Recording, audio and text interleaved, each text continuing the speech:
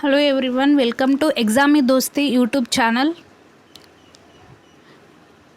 In today's session, we will learn about violating of Mulki rules from 1948 to 1952 during J.N. Chowdhury military rule and M.K. Velludi civilian rule. Finally, the tyrannical rule of Nizam ended with the military Operation Polo by Indian government. On 17 September 1948, Hyderabad state merged with Indian Union. From 1948 to 1956, up to the establishment of Andhra Pradesh state, three governments were formed in the state of Hyderabad. They are General J.N. Chowdhury military government, 19th September 1948, December 1949.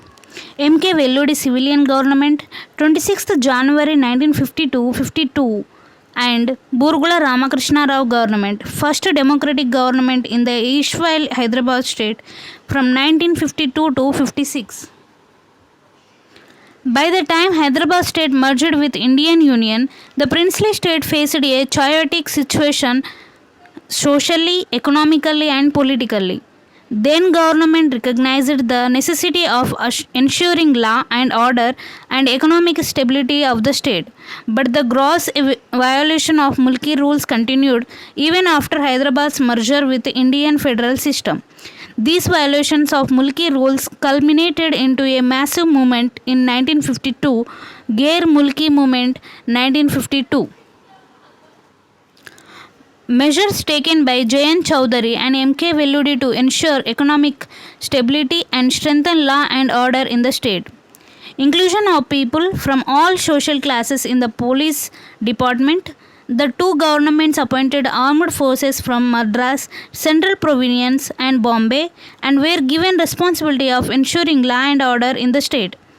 Importance to Telugu over Urdu. Abolition of Jagirdari system and land reforms, Jagir Abolition and Regulation Act 1949 and Hyderabad Tenancy and Agriculture Lands Act 1950. More than 200 experts from the field of economy were appointed in the state to ensure its economic stability. Strict and stringent actions on corrupted officers and employees. Appointment of M.A. Rahman as the Chief of Public Service Commission to ensure the appointment of officers with good moral standards. Reduction in Hyderabad army personnel from 17,870 from 17th September 1948 to 10,415. Reforms in police departments, reduction in police staff, priority to non-mulkis, decentralization of police forms. Employment exchange were set up in Hyderabad, Warangal and Aurangabad. Establishment of Bikaner Training Institute to improve the number of skilled labor in the state. Formation of A.D. Gaurwala Committee to give recommendations on the economic development of the state. On the 1st November 1949, Hyderabad Civil Service Regulation Act to define the word Mulki. According to this act, the following are recognized as Mulkis in Hyderabad state.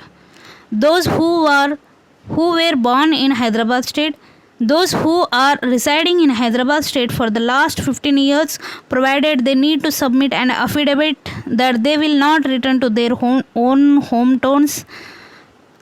Women who married Mulki man, government employees who are working in Hyderabad state for the last 15 years. Outcomes of these measures. As both J.N. Chowdhury and M.K. Velludi were not locals, the influx of outsiders continued to Telangana even after Hyderabad's merger with Indian Union.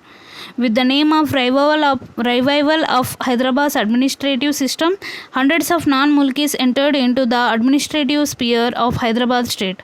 Both J.N. Chowdhury and M.K. Velludi preferred English-speaking non-locals over local Hyderabad people in administrative positions.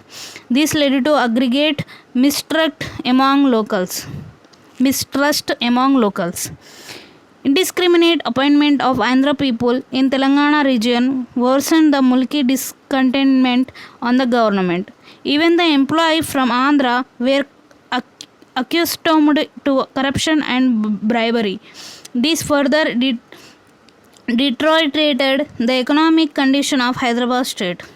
The wealth of Telangana started flowing into the hands of Andhra people, and they ridiculed the unique culture and language of Telangana. The appointment of a Tehsildar cadre officer from Krishna district, Andhra, as the chief administrator of Hyderabad state angered the local Telangana people.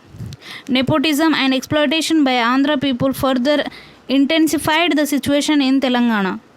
Padmaja Naidu referred the corruption issue in the parliament, but Sardar Vallabhai Patel condemned her argument by stating that corruption is not a new phenomena in Hyderabad state.